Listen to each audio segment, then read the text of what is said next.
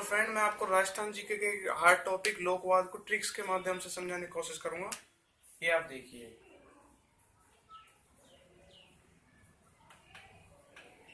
और ये मैं आपको ट्रिक्स से बताऊंगा। ट्रिक्स से हमें थोड़ा पढ़ने में आसानी हो जाती है, क्योंकि एक संस्कृति काफी हार्ड मानी जाती है और ये जल्दी से याद भी नहीं होती, तो हम ट्रिक के माध्यम से इनको याद करेंगे।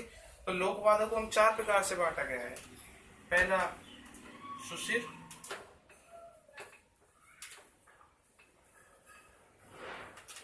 दूसरा में थे तत्ववाद,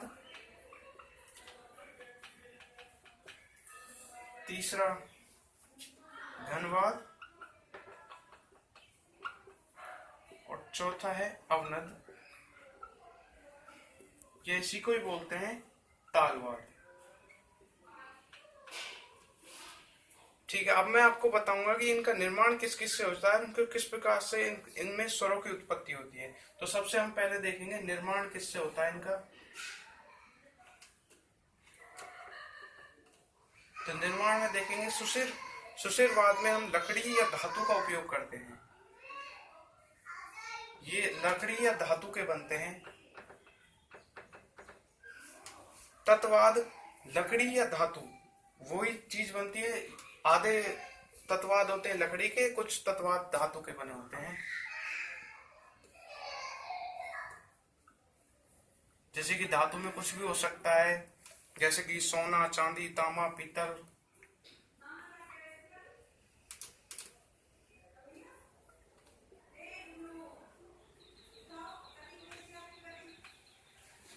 ये सब सिर्फ अभी मैं आपको निर्माण बता रहा हूँ। इसके बाद घनवाद की बात करते हैं, ये सिर्फ धातु के बने हुए होते हैं। और अवनद और तालवाद चमड़े के बने होते हैं।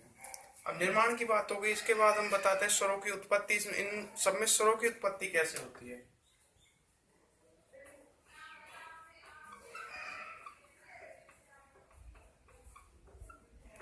स्वरों की उत्पत्ति की बात करते हैं, सुशिरवाद में फूंक से होती है। जब हम फूंक देंगे तो इसमें से स्वरों की उत्पत्ति होती है।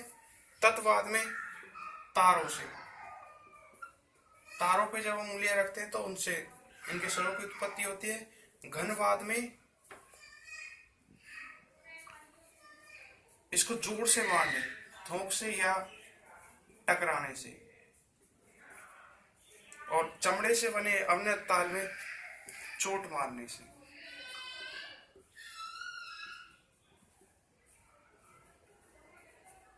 ये तो हो गया इनका निर्माण कैसे हुआ और इनकी स्वरों की उत्पत्ति कैसे होती है। अब हम इनकी कुछ ट्रिक्स बताते हैं कि तत्ववाद को कैसे याद किया जा सकता है, सुशिरवाद को कैसे, घनवाद को कैसे और अवनद ताल को कैसे।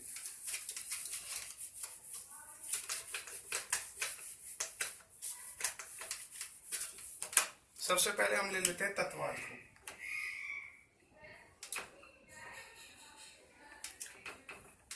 तत्ववाद की ट्रिक जो मैंने तैयार की है वो है भाई जरा सरक चोंची दूंगा। भाई जरा सरक चोंची दूंगा। और से और रे में हम स्क्वायर कर देते हैं, क्योंकि इनको दो दो बार लेंगे। अब हम बताते हैं भाई से क्या बनेगा, जरा से क्या बनेगा। इस प्रकार अब देखिए, भाई भपंग, भपंग भपंग का नाम आते ही, चूंकि मैं अलवर से हूं तो मैं आपको बताता हूँ, अलवर का ही जुहूर खा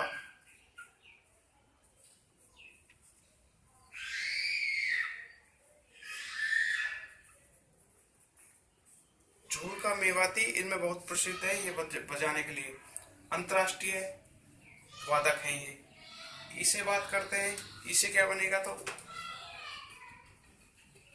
एक तारा। जरा, जरा से जंतर और दूसरा रा है तो इससे बनेगा रावण हत्ता। सरक, अब सैर रैप के ऊपर स्क्वायर है। सै से स्क्वायर नहीं, ऐसा कीजिए, इसको क्यों मान लेते हैं, 3 और 2 सिक्वल वाइज आ जाएगा। इसको 3, ये क्योंकि 3 बनते हैं। सै से सारंगी भी बनती है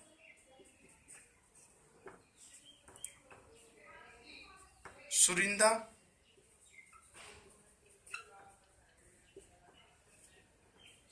और तीसरा सुरनाई। इस प्रकार से इसमें 3 है तो ये 3 हो गए। रे पे, रे के ऊपर स्क्वायर है तो रे से हम 2 बना सकते हैं, रवाब और रवाज।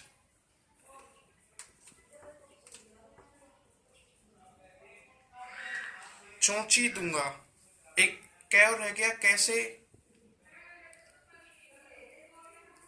कामायचा। चौंची दूंगा, चौंची से चौतारा, और दूसरा ची है चिकारा। दूंगा, दू फोर दुकाको, और गा से बनेगा गोजरी। तो देखिए हम अच्छे से याद कर सकते हैं, भाई जरा सरक चौंची दूंगा, से क्यू और रे का स्क्वायर, और इन सब से हम तत्ववाद के सभी वादों को याद कर सकते हैं। इसके बाद मैं लूंगा सुशीरवाद को।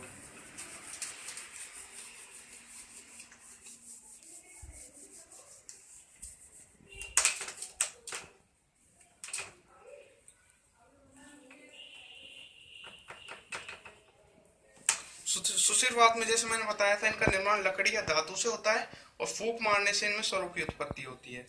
तो इसकी ट्रिक है,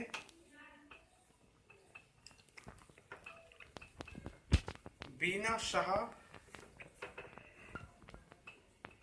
असी मोर तुसी।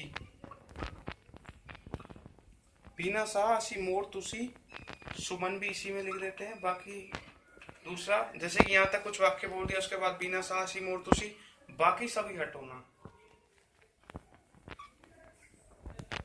सबू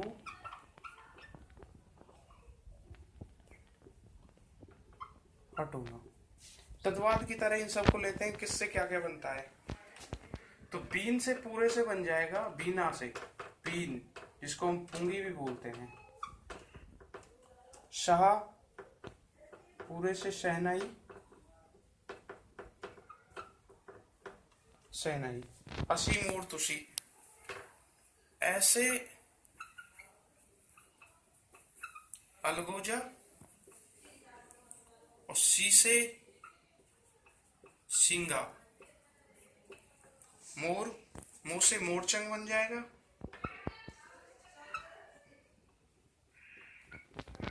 और रे से मुंह से मोरचंग, और रे से रणबेरी। तुसी सुमन, तुसी से तुरई, तुफोर, और सी से सिंगी। सुमन, सु से सुरनाई, मशक,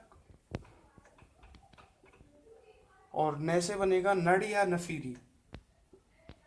नफीरी भी बोलते हैं इसको।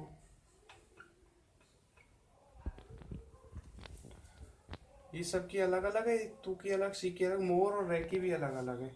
ऐसी बाकी सबू हटोना, वैसे बाकिया और की से करना।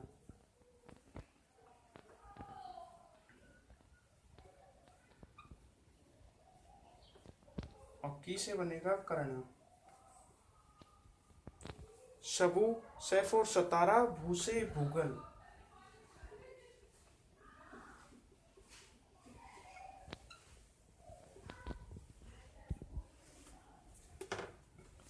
हटोना, है से हरनोई, और टो से टाटो, टोटा। टोटो बोल देते हैं या टाटो भी बोलते हैं हम इसको।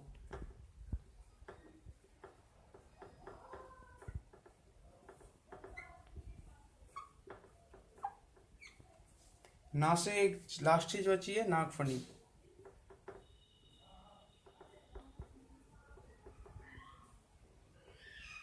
तो हमने 2 चीजें कंप्लीट कर ली हैं अभी तक। सुशीरवाद की हमने ट्रिक बता दी है। इसके बाद अब बाकी 2 चीजें और रह गई हैं, अवनद या उसको तालवाद बोलते हैं, और एक घनवाद। ये हटा देता हूँ।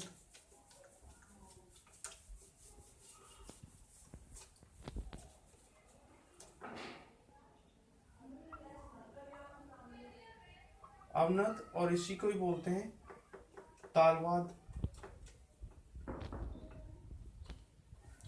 इसकी ट्रिक है, मामा डैड की दाढ़ी को धो दे और चढ़ो नौतान मृदंग। डैड पापा की दाढ़ी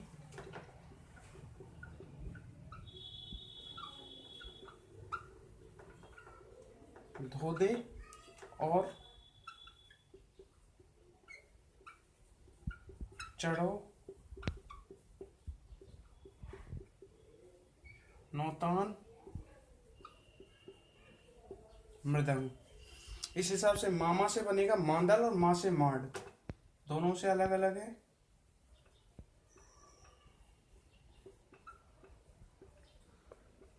माड़। डैड से डेरू और डमरू।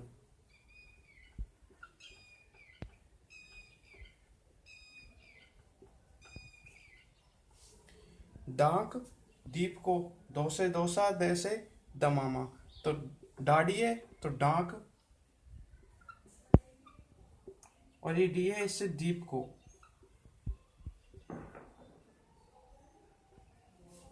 धोसा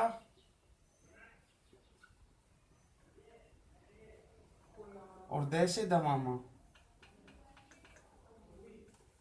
और चढ़ो नौतान मृदंग, चढ़ो चंग, और ढो से ढोलक। चमड़े की बात करते हैं तो ढोलक भी इसी में आता है। नौतान मृदंग नौबत,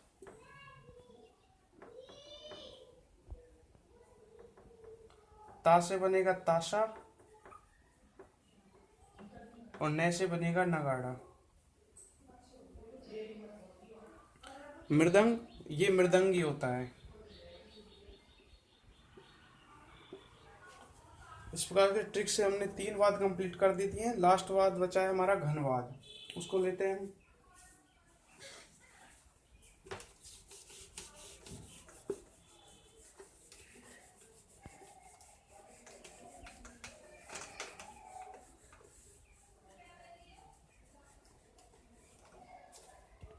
लास्ट बचा है घनवाद। घनवाद की भी एक सिंपल सी ट्रिक है। श्री महात्मा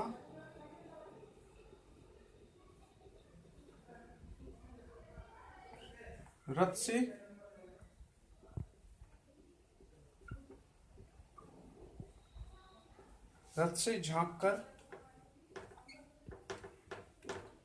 चीख पड़े होता है, लेकिन हम इसको बड़े लिखेंगे, इस प्रकार से याद किया जाता है। तो श्री से बनेगा श्रीमंडल, श्रीमंडल। महात्मा, मैं से मंजीरा, दह से धकल और माटे, हासे हाकल या धकल भी लिखा होता है कुछ किताबों में।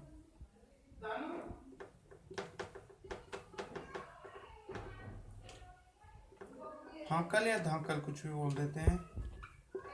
और माए माटे, सब चीजों से अलग अलग चीजें बनेंगी। रथ, रे से रमझोल और कैसे करताल। अब कर है श्री महात्मा रथ से झांक कर चीख पड़े। झांक कर, तो झांक से एक झांझ होता है बजाने का, झांझ। और कैसे करताल। कर चीख पड़े, कंगस्य, ची से चीपिया खड़ताल।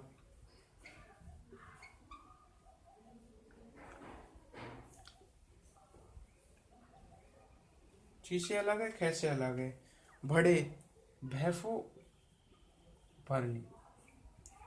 इस प्रकार से दोस्तों हमने लोकवाद को काफी इजी वे में हम याद कर सकते हैं ट्रिक से, और ट्रिक भी बहुत अच्छी है। इसके बाद मैं कुछ और ट्रिक्स लेके आऊंगा, अगर पसंद आए तो लाइक करें।